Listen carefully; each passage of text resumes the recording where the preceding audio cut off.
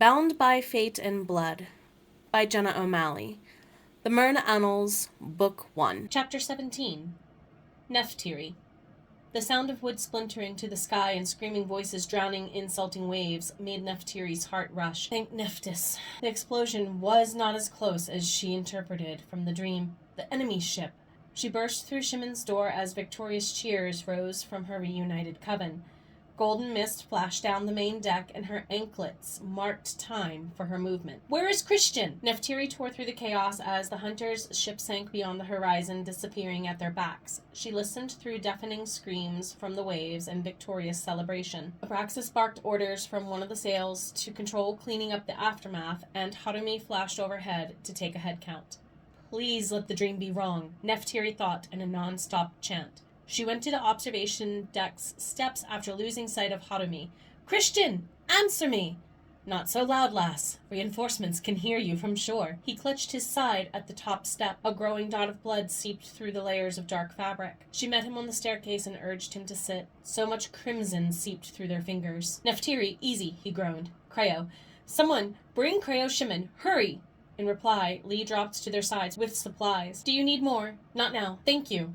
Lee nodded, vanishing into the crowd. Others need attention, but we have them taken care of, Shifeda. Focus on him. More help is on the way. When Christian squirmed in discomfort, Nephtyri held him down. You should not have locked me away. I could have prevented this mess had I been at your side. You could have been hurt. She opened the wound to wash it with liquor from Lee's kit. Christian's knuckles turned white against the wooden stairs as she worked, and his teeth nearly chomped through his bottom lip to avoid screaming at her. Not so much so fast. That burns. You did this to yourself. And I'd pay handsomely to watch you tell that to Frey when he catches you wasting good scotch. Shush. The better I clean it now, the more we can prevent illness later. He knows that better than any of my turnlings. If your not so tender care is my punishment, perhaps I should protect you more often. Flatterer. Truth speaker. Do not expect me to be any gentler, Creo Shimon boasted, joining them on the steps. His old expression narrowed at the fast bleeding, and he cursed under his breath. He hovered over the wound, his drawn lips chanting. Nephtyri's brow also knitted together. How bad is it, Creo? While the hunter's slash was accurate, the aim was not fatal. With a nudge, Shimon gestured for Nephtyri to provide comfort. She shook her head to disagree, and he thought, You failed to tell Christian about your astral interpretations.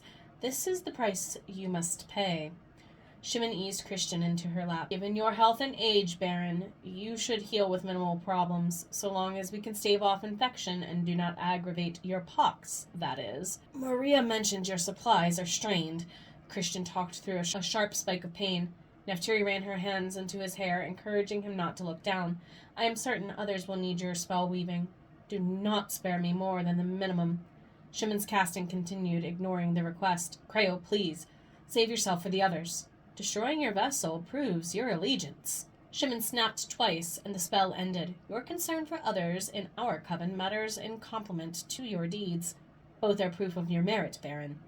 I request an honest answer in return, nothing more. Christian's hoarse whisper dropped into a moan. Shimon nodded and cleansed the wound again. Relax, Nephtyri murmured. Breathe slowly. Christian tried to chuckle, repaying a debt. Willingly to counteract your foolishness. Now rest, she commanded. She absorbed his radiating misery as he eased into her. Scarring? There's a considerable chance of that, unfortunately. Shimon signaled Nephtyri to readjust Christian's position again. For stitching him, keep the thread loose. Maria was correct. We do not have enough potions or magical energy to spare for a full healing. Thank you, Creo. I can manage something to make healing less painful. Shimon spoke to Nephtyri, and though Christian might have heard what was said, an entire conversation passed between them while they closed the wounds. The older vampire handed his leader a handful of salve from a pouch at his side at last. Slather the ointment on thick. The sooner he goes to bed now that he is stitched, the better. I will send more once I have time. She said thank you, even if she could be gentler. Christian's mocking tone earned his arm a pinch. And if you were not so eager to do battle, this would not have happened. Shimon disagreed. Wisdom exists in her tending to your care, Baron, until further notice, so do not anger her. Such might not be the same once we reach shore, either. Christian's hard tone remained. I have a feeling I will see more of Shimon later. Nephtyri replied, He will want to inspect the stitches on his own, clean the wound, and redo your bandages a few times to monitor your health. Do you think anyone else will need your tending? We would have sent for her, and will do so when needed. Murakawa's hand held a spyglass as he joined them from below. I assume from the initials on the underside that it belongs to you. I would have been lost without my father's eagle eye. Thank you. Christian slid the glass into his coat. Taking advantage of his new position, Nephtyri wrapped his torso.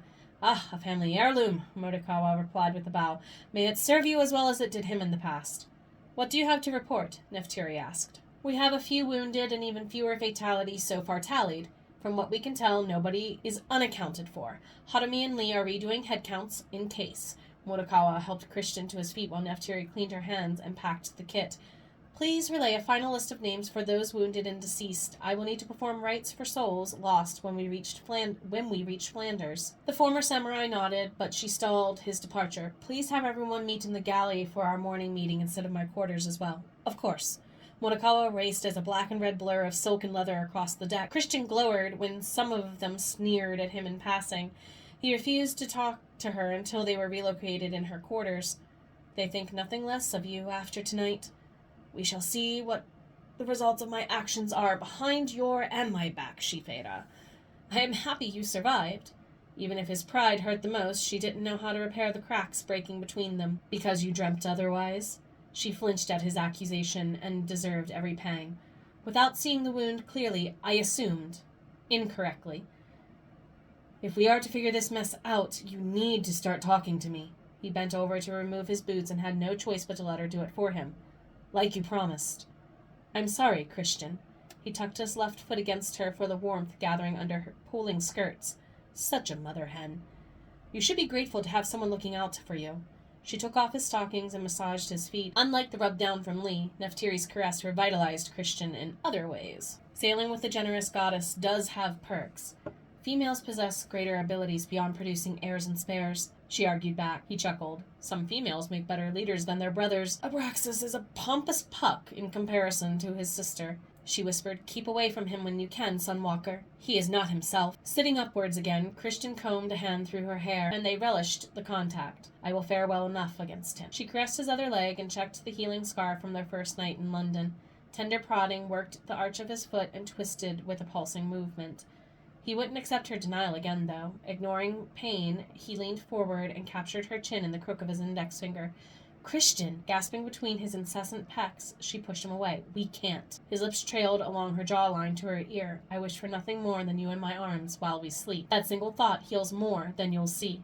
Your eyelids are heavy, aren't they?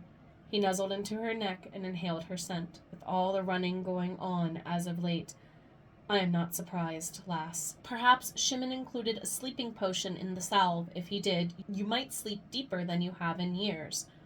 All the more reason to have you next to me. Easing him onto the plush mattress, she pulled away layers of his clothing except his pants. He plucked the cloak from her shoulders and undid the laces of her gown to reveal the last layer of linen. She dropped anklets and other bells to the floor and settled under the covers at his side. Despite his injury, he guided her to rest against his chest, and the tension in his body melted away. She whispered, Christian. Later, lass, he murmured into her hairline, his scratchy bootstrap heavy against her forehead. Thank you. Dipping his head, he claimed her lips in a chaste passing of flesh. You're welcome, Tyri. Sleep well.